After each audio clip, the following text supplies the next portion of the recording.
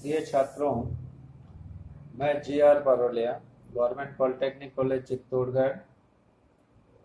Subject आपका strength of material, chapter 1 stress and strain चल रहा है, उसका लेक्चर 9। इसमें हम पढ़ेंगे आपका आर्टिकल 1.7.3 जो है concept of single shear and double shear, यानी कि एकल अपरूपण प्रतिबल एवं दोहरा अपरूपण प्रतिबल की संकल्पना क्या होती है। कि एकल, हिंदी में कहेंगे एकल अपरूपण प्रतिबल और दोहरा अपरूपण प्रतिबल क्या होते हैं। इंग्लिश में सिंगल शियर और डबल शियर स्ट्रेसेस क्या होते हैं, कैसे उत्पन्न होते हैं। ये प्रैक्टिस में बहुत सिचुएशन बनती है सिंगल शियर और डबल शियर की। तो अपरूपण प्रतिबल लगने की स्थिति के अनुसार, अपरूपण प्रतिबल बल लगने की स्थिति के अनुसार ये दो प्रकार से उत्पन्न होते हैं। दो प्रकार से उत्पन्न होते हैं। पहला एकल अपरूपण प्रतिबल जिसको सिंगल शियर स्ट्रेस कहते हैं। दूसरा है दोहरा अपरूपण प्रतिबल, डबल शियर स्ट्रेस, यानी एक तो सिंगल शियर और एक डबल शियर। ये क्या होते हैं, ये कॉन्सेप्ट हमें यहाँ पे समझना है। इसको समझने के लिए यहाँ हमने दो फिगर बनाए हैं। देखिए, ये फिगर हम पहले भी इसका डिस्कस कर चुके हैं कि शियर फोर्स ऐसे ऐसे लगता है और उस मटेरियल को जो या मटेरियल का जो पोर्शन होता है उसको इस तरह से स्लिप करता है या स्लिप करने का प्रयास करता है। देखिए, मैंने ये पूरी सरफेस पे फोर्स को दर्शा दिया। यहाँ से यहाँ तक कितना फोर्स लग रहा है, एफ फोर्स लग रहा है, जो यहाँ से यहाँ तक है पूरे सरफेस पे डिस्ट्रीब्यूटेड है। तो एफ फोर्स यूं लग रहा है इस पोर्शन पे, और एफ फोर्स वापस नीचे वाले पोर्शन पे बराबर फोर्स इधर लग रहा है। तो ये शियर फोर्स वाली स्थिति होगी। शियर फोर्स दिमाग में आते ही, शियर फोर्स शियर स्ट्रेस दिमाग में आते ही आपके दिमाग में ये फिगर आ जाना चाहिए। तो यहाँ पे क्या हो रहा है कि ये शियर फोर्स इस तरह से लग रहा है कि ये मटेरियल, ये पदार्थ इस एबी प्लेन एक्सिस से स्लिप कर रहा है, यानी कि एक ही तल पे यहाँ पे स्लिपिंग हो रही है या स्लिपिंग होने का प्रयास हो रहा है। यहाँ तो स्लिपिंग दर्शाई गई है, चित्र में तो स्लिपिंग दर्शा दी है, स्लिप हो गया। देखिए, स्लिप हो गई, इतना इधर निकल गया, और ये वाला पोर्शन स्लिप हो गया, इतना इधर निकल गया। तो ये स्लिप हुआ है due to the shear force, और इस सरफेस पे जो स्ट्रेस लग रहे हैं वो शियर स्ट्रेस लग रहे हैं। वो उसकी वैल्यू क्या होगी शियर स्ट्रेस की, एफ अपॉन एरिया, ये वाला एरिया, यहाँ से यहाँ तक का एरिया, कितने एरिया पे ये लग रहा है, तो वो शियर फोर्स हो जाएगा। अगर ऐसी सिचुएशन बनती है, ऐसी स्थिति में ये सिंगल शियर कहलाता है। ये सिंगल शियर है, यानी कि एक ही तल पर मटेरियल स्लिप हो रहा है, ये फोर्स लगने से एक ही तल पे। इसके विपरीत हम देखते हैं इस वाले फिगर में। इस वाले फिगर में देखें तो देखिए, आपको दिखाई दे रहा है कि थोड़ा फोर्स अलग तरीके से लग रहा है। हमने बीच में एफ फोर्स लगाया है, बीच वाले पोर्शन में, यानी ए से सी तक इस वाले पोर्शन पे एफ फोर्स लगाया है राइट साइड में। और इसी मटेरियल का, इसकी इस मटेरियल की प्रारंभिक पोजीशन ये मानी जाएगी। प्रारंभिक पोजीशन ये थी, ये प्रारंभ में यहाँ ऐसे था, और ये वाला प्रारंभ में जो है ये स्लिप होकर इधर चला गया। इसको हम ऐसे भी मान सकते हैं कि भाई ये प्रारंभ में कि ये यहाँ पे था, ये ब्लॉक यहाँ था। तो इस तरह से ये प्रारंभ में ये यहाँ पे था, ये यहाँ पे था। जब हमने फोर्स लगाया तो ये बीच वाला पोर्शन, यहाँ वाला स्लिप होकर के यहाँ से और यहाँ से स्लिप होकर इधर निकल गया, और ये ऊपर और नीचे वाले पोर्शन इधर सरक गए लेफ्ट साइड में। तो इधर हमने एफ फोर्स लगाया, तो इसके विपरीत दिशा में हमारे को एफ फोर्स वापस लगाना पड़ेगा। तो एफ फोर्स हमने एक जगह नहीं लगा, इसमें एक जगह लगाया था, ऊपर नीचे लगा दिया। इसमें हम फोर्स को, एफ फोर्स को इस तरह से लगा रहे हैं कि एक साइड से बीच में लगाया और दूसरी तरफ से ऊपर टॉप और बॉटम में लगा दिया। इस पोर्शन पे लगाया और इस पोर्शन पे लगाया। तो अब हम इक्विलिब्रियम के हिसाब से देखेंगे तो ये फोर्स कितना होगा, F/2, और ये कितना होगा, F/2, तब जाके ये इक्विलिब्रियम में होगा। यानी कि ये जो फोर्स F इधर लग रहा है, उसमें इधर से जो फोर्स लग रहा है आधा यहाँ लग रहा है, यहाँ से यहाँ तक, और आधा यहाँ से यहाँ तक लग रहा है। तो ये स्थिति जहाँ बनती है, अब यहाँ पे शेयरिंग किस तरह से हो रही है, यहाँ पे देखिए शेयरिंग हुई, इस तल से हुई, यहाँ स्लिप हो गया, और इस तल से हुई। तो देखिए एक ही फोर्स लगाने पे, यहाँ भी एफ फोर्स लगा रखा था और यहाँ भी एफ फोर्स लग रहा है, लेकिन फोर्स लगाने की सिचुएशन ऐसी है, स्थिति ऐसी है कि ये मटेरियल दो तलों से स्लिप हो रहा है। तो जब यहाँ दो तलों पे स्लिपिंग होती है तो ये कहलाता है डबल शियर और ये कहलाता है सिंगल शियर। तो इसको हम इस फिगर से, दोनों फिगर, डबल शियर का दिमाग में आते ये फिगर दिमाग में आ जाना चाहिए और सिंगल शियर की बात करें तो ये दिमाग में आ जाना चाहिए। यानी एकल प्रतिरूपण बल और प्रतिबल और दोहरा अपरूपण प्रतिबल क्या होते हैं, ये आपको इन चित्रों से अच्छी तरह से समझ में आ गए होंगे। और ये जो चीज मैंने समझाई है वही चीज बिल्कुल इसके अंदर आपको यहाँ से यहाँ तक लिखी हुई है, इसको आप पढ़िएगा, ये समझ में आ जाएगा। नेक्स्ट हम देखते हैं, देखिए इसमें पदार्थ दो तलों ए सी और सी डी पर फिसल कर पदार्थ के मध्य भाग दाईं ओर एवं ऊपर की ओर वाला भाग बाईं ओर सरक गया है। ये जो चीज़ लिखी हुई है ये सारी मैं आपको इसके लिए समझा चुका हूँ और इसका पैराग्राफ यहाँ से लगा के ये यहाँ तक लिखा हुआ है। नेक्स्ट देखिए आर्टिकल आपका आता है सिंगल शियर और डबल शियर की परिभाषा आपको फिगर से बिल्कुल समझ में आ गई होगी और ये फिगर ध्यान में रखने हैं। 1.7.4 शियर स्ट्रेन, देखिए अभी तो शियर स्ट्रेस की बात चल रही थी, पहले तो चल रही थी स्ट्रेस और स्ट्रेन, वो होते हैं डायरेक्ट में, और जब शियर में आ जाते हैं तो शियर में भी होते हैं, शियर स्ट्रेस होता है और शियर स्ट्रेस से जो विकृति उत्पन्न होती है उसको हम बोलते हैं शियर स्ट्रेन यानी अपरूपण विकृति। इस अपरूपण विकृति ये क्या होती है, इसको किस तरह से समझा जाता है, इसके लिए हमने नीचे देखिए 3 फिगर बनाए हुए हैं। ये फिगर एक ब्लॉक बनाया हुआ है, यहाँ पे आप देख रहे हैं कि किसी भी शियर स्ट्रेस को हम पीछे पढ़ चुके हैं कॉम्प्लीमेंट्री स्ट्रेस में। ये स्ट्रेस है, शियर स्ट्रेस है, तो ये कॉम्प्लीमेंट्री स्ट्रेस हो गया, और ये इसको आप स्ट्रेस, ये स्ट्रेस है तो ये कॉम्प्लीमेंट्री स्ट्रेस हो जाएंगे। यानी कि किसी भी ब्लॉक में, किसी भी मटेरियल में शियर स्ट्रेस को इस तरह से दर्शाया जाएगा, एक स्क्वायर ब्लॉक बनाई जाएगी और उसकी चारों भुजाओं पे क्यू स्ट्रेस दर्शाए जाएंगे और इस तरह से एक दूसरे के विपरीत होते हैं। अब इसमें आप देख रहे हैं कि स्ट्रेन उत्पन्न होता है, ये प्रारंभिक अवस्था है जिस समय ये स्ट्रेस नहीं लग रहे हैं, हालांकि हमने लगे हुए दिखा रखे हैं, लेकिन जब नहीं लग रहे हैं तो ये स्थिति इसकी होती है। तो अब इसको देखिए, जब पदार्थ पर प्रतिबल डायरेक्ट फोर्स लगते हैं तो उस पदार्थ में प्रत्यक्ष प्रतिबल यानी कि डायरेक्ट स्ट्रेस उत्पन्न होते हैं, तथा पदार्थ में विकृति जिसको स्ट्रेन कहते हैं विकृति आती है, उसको डायरेक्ट विकृति बोलते हैं। ठीक है, लेकिन इसी प्रकार जब पदार्थ में अपरूपण बल लगता है, यहाँ तो डायरेक्ट प्रतिबल था तो डायरेक्ट स्ट्रेस आ गए, जब अपरूपण प्रतिबल होगा तो अपरूपण स्ट्रेस उत्पन्न होंगे उसमें, और अपरूपण स्ट्रेस उत्पन्न होने से जो विकृति उत्पन्न होगी उसको शियर स्ट्रेन कहते हैं, अपरूपण विकृति। अपरूपण स्ट्रेस से अपरूपण विकृति उत्पन्न होती है, ये चीज इसमें समझाई गई है। तो अपरूपण विकृति को हम एंगल यानी कोण से, कोण में नापते हैं, इसको कोण में नापा जाता है, और सिंपल जो हम विकृति बोलते हैं, स्ट्रेन बोलते हैं, उसको वो लंबाई का अनुपात होता है, यानी कि डेल्टा अपॉन एन, लंबाई में वृद्धि या कमी बटेवा प्रारंभिक लंबाई। और अपरूपण विकृति को हम कोण में नापेंगे। ये अपरूपण विकृति को किस तरह से हम, इसकी वैल्यू क्या होती है, मान कितना होता है, उसको आगे देखिएगा। अपरूपण विकृति को समझने के लिए आगे दिए गए चित्र संख्या, इसको आप ध्यान से देखिएगा, इन चित्रों को थोड़ा ध्यान से देखना पड़ेगा।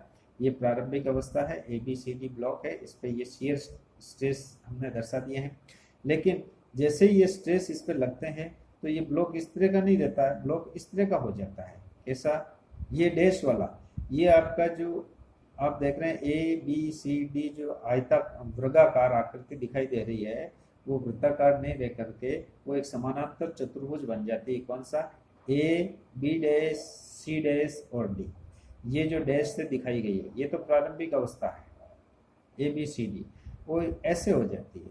देखिए ये अपन इसको कॉमन सेंस से भी देख सकते हैं कि ये यूं बल लग रहा है तो इस विकर्ण की लंबाई बढ़ेगी और इस विकर्ण की लंबाई कम होगी। तो इसमें इस विकर्ण की लंबाई कम हो गई, ये BD हो गई, और इस विकर्ण की लंबाई AC से बढ़ करके AC डैश हो गई। तो ये इसमें विकृति आ गई। और शियर स्ट्रेस से जो शियर पदार्थ में जो विकृति उत्पन्न होती है वो इसी तरह से होती है।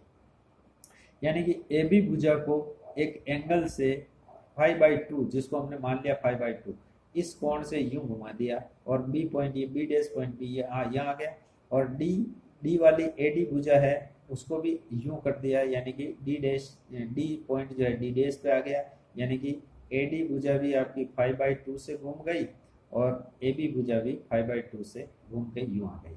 तो ये आकृति इस तरह की हो जाएगी, ऐसे फोर्स लगेंगे। तो नेक्स्ट आप देखिए, ABCD एक बहुत ही जो है एक वर्गाकार बहुत ही छोटा एक एलिमेंट लिया जाता है, ABCD दर्शाया गया है। यह ब्लॉक साधारण अपरूपण प्रतिबल की स्थिति में है। ये साधारण अपरूपण बल की स्थिति में है, यानी कि इस ब्लॉक पर अपरूपण प्रतिबल Q लग रहा है। जब Q अपरूपण प्रतिबल की वजह से इसमें अपरूपण विकृति उत्पन्न होती है तो यह ब्लॉक फिगर इस 1.20b के स्वरूप में आ जाता है। जैसे इसमें विकृति उत्पन्न होगी और ऐसे आ जाएगा, और ये हम समझा चुके हैं कि इसमें स्थिति क्या होगी। ये भुजा 5/2 से घूम गई, ये 5/2 से घूम गए, ये डैश वाले जो फिगर बन रहा है इस स्थिति में आ जाता है। इसको हम सिंपल करने के लिए कुछ गणना करना चाहते हैं, और उस गणना को सिंपल करने के लिए इस फिगर को ज्योमेट्री के हिसाब से हम ऐसे थोड़ा घुमा देते हैं। देखिए इस C पॉइंट को हम ऐसे नीचे लाते हैं, C पॉइंट को नीचे C की सीध में लाते हैं, तो C पॉइंट यहाँ आ जाएगा, और B डैश C डैश जो है इस लाइन में आ जाएगी भुजा ऐसे, और ये D पॉइंट D पे आ जाएगा, और AD डैश AD में मिल जाएगी, और D पॉइंट यहाँ पे आ जाएगा। तो इसका जो हम एक इसमें कुछ फिगर को ज्योमेट्री के हिसाब से अलग से हम घुमा करके बनाते हैं, वो फिगर इस तरह का बनता है ताकि इसमें गणना आसान हो जाए। तो इसको हमने यूं घुमाया तो देखिए ये एंगल घूम के बढ़ करके फाई हो जाता है। ये एंगल 0 हो गया तो ये बढ़ करके फाई, ये एंगल इधर निकल गया, यानी कि ये फाई हो गया और ये एंगल 0 हो गया, ये एंगल 0 हो गया यहाँ पे, और ये एंगल फाई हो गया, इसका डबल हो गया। तो आपका AB dash C dash D dash ये जो फिगर था वो हो गया आपका AB डैश C डैश, और ये D डैश जो है D में मिल गया, तो इसको D दे दिया। तो ये इससे हम ज्योमेट्रिकल कुछ गणना करके फाई की वैल्यू निकालते हैं कि फाई किस तरह से आता है। इसको आगे देखिएगा। चित्र संख्या B में ब्लॉक ABCD की स्थिति विकृत अवस्था में है। विकृत अवस्था में क्या हो जाएगी, AB dash C dash D dash हो जाती है, जो हम समझ चुके हैं पीछे। ब्लॉक की भुजा AB विकृत होकर के AB डैश पर एवं AD विकृत होकर के AD डैश पर तथा विकर्ण AC की लंबाई AC से बढ़ करके AC डैश हो जाती है। ये विकर्ण AC की लंबाई बढ़ करके AC डैश हो गई इस तरह से। अतः यहाँ पर अपरूपण विकृति शियर स्ट्रेन कितना उत्पन्न हो रहा है इसमें, 5/2 प्लस 5/2 बराबर 5। ये 5 जो है अपरूपण विकृति हो गई, 5/2 इधर है, 5/2 इधर है, दोनों तरफ की मिला करके ये विकृति 5 हो गई, जिसको हमने इस फिगर में सिंप्लीफाई करके एक तरफ निकाल लिया ताकि कैलकुलेशन में हम 5 को आसानी से गणना कर सकें। अपरूपण विकृति 5 का मान ज्ञात करने के लिए चित्र 1.5b को इस प्रकार से बनाते हैं कि D बिंदु जो D पर आ जाए और C डैश BC की सीधी लाइन में आ जाए। ये भी हम समझ चुके हैं कि इसमें हमने क्या मॉडिफिकेशन किए हैं, और C से एक लंब और डाल दिया F पर, C से AC पर AC डैश पर एक लंब डाला, ये एक लंब और डाल देते हैं। यह स्थिति फिगर 1.20c में दर्शाई गई है। अतः फिगर 1.20c से अब हम ये कुछ गणनाएं करते हैं, इसी फिगर से हम लेते हैं। इस फिगर से हम लेवें तो देखिए हम देखेंगे फाई बराबर क्या है, फाई का मान चाहिए हमें, फाई बराबर B डैश अपॉन AC। देखिए फाई बराबर होगा B dash upon AC। A C, B B dash upon A C, ये हमारा इसकी वैल्यू आ गई B B dash upon A C, ये इसकी जो है A B, B B dash upon A B, B यहाँ इसमें लेंगे इस angle B B dash upon A B. ये फॉर्मूला वही ट्राइंगल वाला फॉर्मूला है कि थीटा बराबर चाप बराबर रेडियस इंटू एंगल वाला फॉर्मूला है ये। इस फॉर्मूले से ये हमने 5 की वैल्यू लिख दी है B B dash upon A B, और इसको हम ऐसे भी लिख सकते हैं C C dash upon C D, C C dash upon C D, ये वाले, क्योंकि ये ट्राइंगल और ये ट्राइंगल एक ही जैसा है, ये वाला ट्राइंगल ये ट्राइंगल एक ही जैसा है। जब हम फाई का मान इसमें लिखते हैं, चाहे इससे भी लिख सकते हैं, इससे भी लिख सकते हैं, किसी एक से लिख सकते हैं। तो यहाँ पर विकर्ण AC की लंबाई में वृद्धि होकर के कितना हो जाता है, AC डैश के बराबर है। यहाँ पर CF विकर्ण AC डैश पर लंब डाला गया, ये हमने एक लंब डाल रखा है, CF AC डैश पर लंब है, और इसकी लंबाई जो है किसकी, विकर्ण की लंबाई AC से बढ़ करके AC डैश हो गई है। तो अब यहाँ पे देखते हैं विकर्ण की रेखीय विकृति, विकर्ण की रेखीय विकृति कितनी हो रही है, विकर्ण की रेखीय विकृति, विकृति मतलब स्ट्रेन, रेखीय स्ट्रेन कितना, ई बराबर क्या होगा, लंबाई में वृद्धि बटेवा प्रारंभिक लंबाई। तो लंबाई में वृद्धि कितनी हुई, FC, ये लंबाई में वृद्धि हो गई, और प्रारंभिक लंबाई कितनी थी, AC या AF, AC लिखा हुआ, ये तो लंबाई में FC डैश लंबाई में वृद्धि हो गई, और AC लंबाई में, ये AC प्रारंभिक लंबाई, ये हमने इसकी परिभाषा से लिख दिया, स्ट्रेन की परिभाषा से, रेखीय स्ट्रेन, ये शियर स्ट्रेन नहीं है, रेखीय स्ट्रेन है। तो इसको हमने ट्राइंगल के हिसाब से, ट्राइंगल से हम ज्योमेट्री के हिसाब से लिखेंगे तो C dash into cos 45, C dash, और ये 45 डिग्री का एंगल होता है, तो ये इसकी वैल्यू हो गई सी डैश इंटू cos 45, और AC का मान हो जाएगा AC, ये AC का मान हो जाएगा इस ट्राइंगल में हो जाएगा AC का मान, AC, ये AC का मान, ये AC का मान हो जाएगा आपके CD sec 45। इसको हम ज्योमेट्रिकली हम यहाँ से समझ सकते हैं कि ये कैसे आ रहे हैं, ये 45 डिग्री का एंगल मानेंगे ये वाला, और ये इसको 45 का मान करके हम इसकी वैल्यू निकालेंगे, तो ये sec 45 आ जाएगा और ये cos 45 में आ जाएगा। तो E बराबर cos 45 की वैल्यू 1 होती है, तो 1 हो गया, और sec 45 1/2, तो इसकी ये 2 वैल्यू हो जाएगी, तो ये 2 नीचे आ गया, तो C dash upon 2 CD, 1/2 CD हो गया, इस C डैश और CD हो गया। अब इसमें हम देख रहे हैं, देखिए C डैश और CD, ये समीकरण संख्या 1.20 से इसमें C डैश और CD बराबर होता है पाई, ये हम पहले लिख चुके हैं, तो यहाँ से पाई लिख सकते हैं। तो E बराबर, ये रेखीय स्ट्रेन है, तो देखिए ये हमारे पास इक्वेशन आई कि विकर्ण में जो स्ट्रेन उत्पन्न होता है वो 1/2 पाई के बराबर होता है, यानी कि ये शियर स्ट्रेन और रेखीय स्ट्रेन में ये समीकरण आ गया हमारे पास। तो ये वैल्यू होती है, फाई की वैल्यू होती है ट्वाइस ऑफ ई, ये हमारे पास समीकरण आ गया, फाई की हमने वैल्यू निकाल ली है।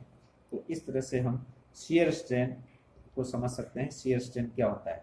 यहाँ पे अगर फाई का मान हम उस मॉडुलस ऑफ रिजिडिटी से लिखना चाहें तो ये हो जाएगा n बराबर q अपॉन फाई, यहाँ से फाई निकालो और इस इक्वेशन में फाई का मान रखें, तो E बराबर 1/2 q अपॉन n, ये एक इलास्टिक कांस्टेंट में एक हमारे पास समीकरण आ गया कि modulus of rigidity, shear stress और शियर स्ट्रेन में ये संबंध आ गया।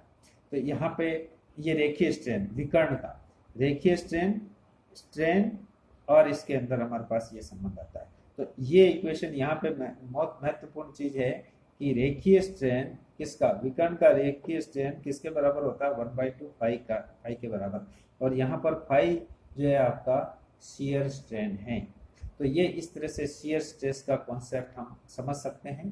तो इस प्रकार से ये आपका जो है शियर स्ट्रेन क्या होता है इसके बारे में हमने पढ़ा है। ये नोट्स आप पढ़ सकते हैं और इसके शियर स्ट्रेन और ये सारी चीज़ें समझ सकते हैं। धन्यवाद।